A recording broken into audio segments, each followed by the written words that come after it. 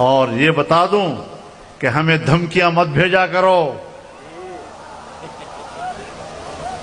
वर्दी वालों, एजेंसियों वालों, हमें धमकियां मत भेजा करो। धमकियों से हम डरते नहीं, हम बिगड़ते हैं। हम तो तहम्मुल का मुजाहरा कर रहे हैं। हमने तो इन जियालों को काबू रखा हुआ है, और अगर हमने आने का फैसला किया तो तुम्हारी गोलियां खत्म हो जाएंगी, हमारे सीने खत्म नहीं होंगे इंशाअल्लाह।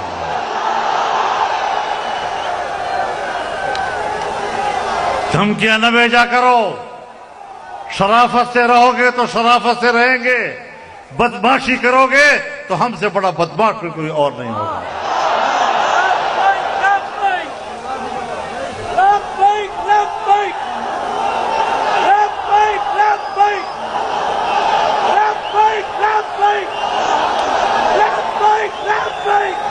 मेरे मोहतरम दोस्तों,